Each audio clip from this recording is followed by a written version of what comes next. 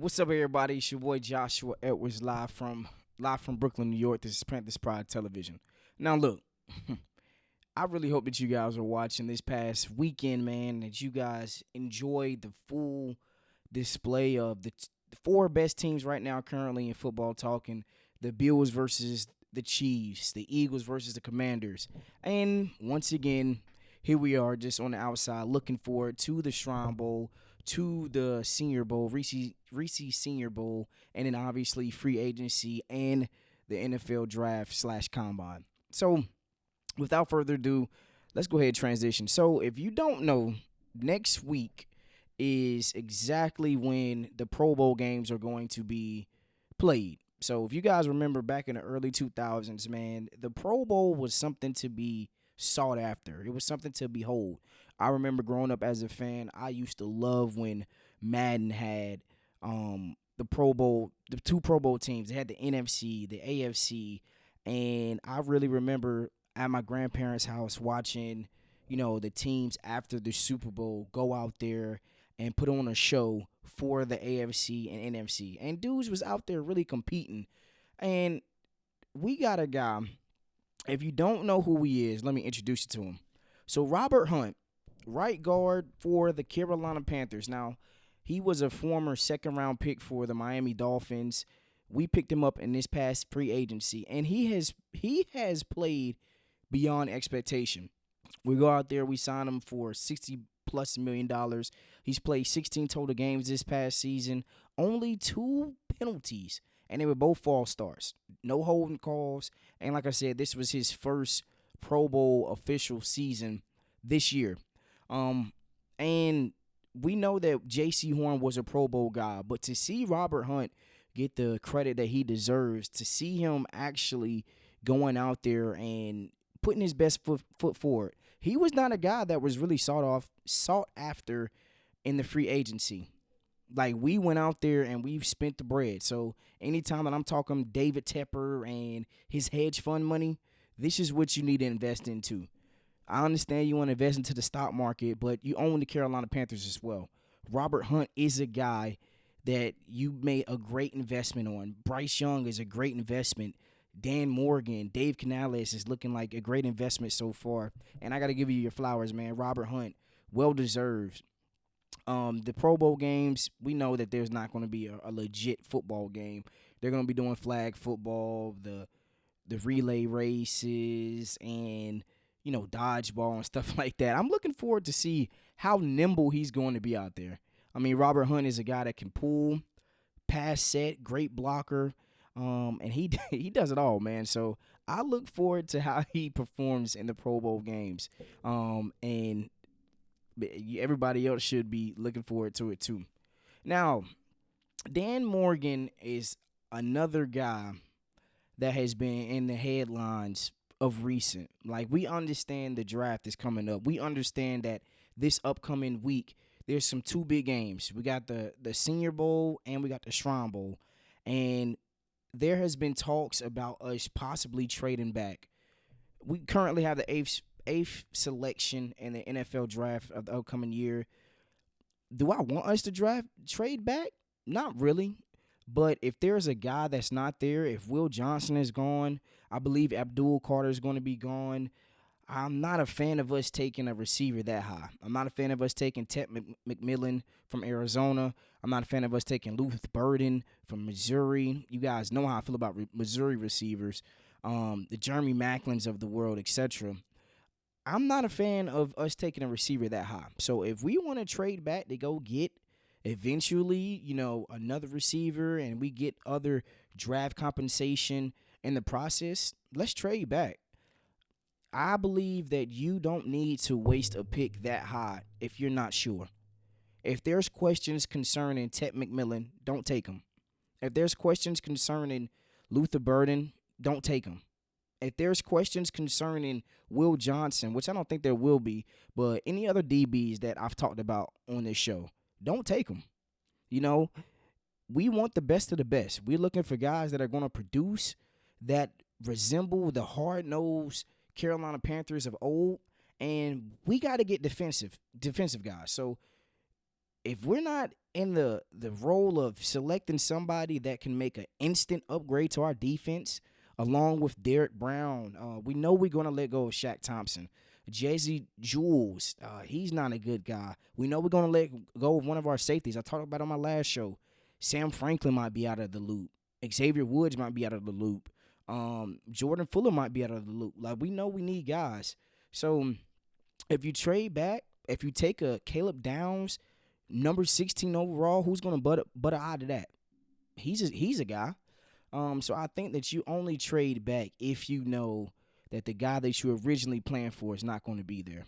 So with that being said, let's talk about a situation where we actually traded back up into it.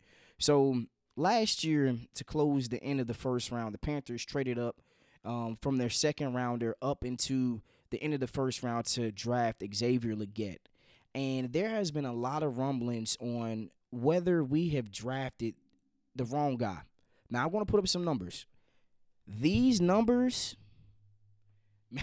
hey man, these numbers are very, very telling on behalf of Xavier Legette and what he's basically known for.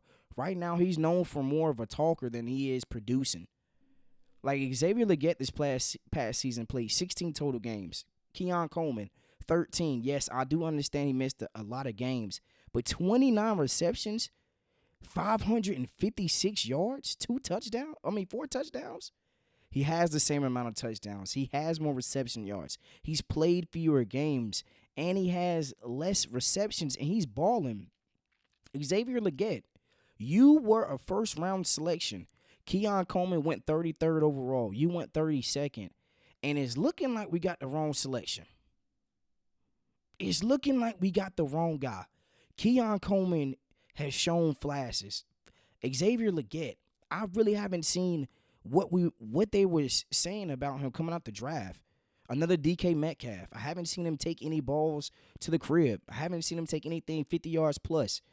He drops passes left and right. We've seen the highlight reels where he blames the sun. Don't forget about the post against the Eagles to win the game. Like, there's been multiple times where Xavier Legette has not produced. Now, Keon Coleman, 29 receptions, 556 yards. Like, this is top notch. This is actually first round talent. Xavier Legette is looking like a third round talent right now. Like, if you just compare the numbers, it's night and day. Keon Coleman, if he stays healthy, there's no doubt that he's getting 1,000 yards receiving. There's no doubt in my mind that he's getting 1,000 yards receiving. Now, they have to do a better job of implementing him into the game, like we saw against against the Kansas City Chiefs, where they really weren't using him well. Xavier Legette, I can't say the same about you.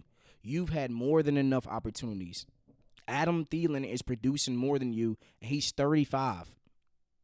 Adam Thielen is producing more than the first rounder in Xavier Legette, and he's 35 years of age.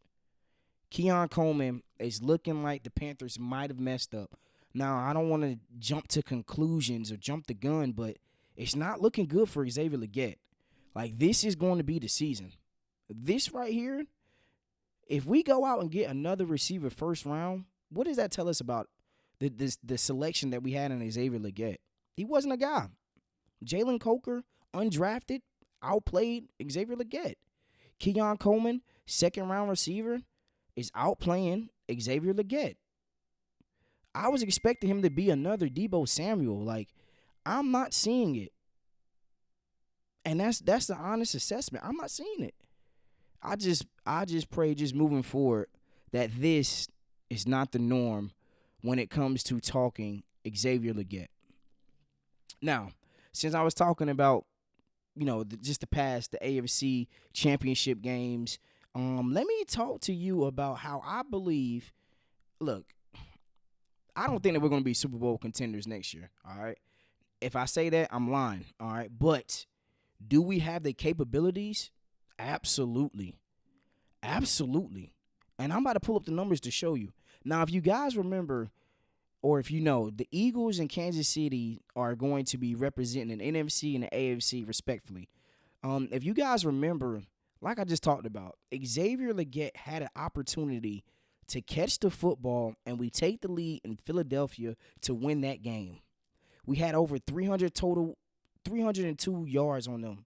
Our defense shut them out offensively. We had one turnover. It wasn't really too much on Bryce Young in that situation. We averaged 4.4 yards of play.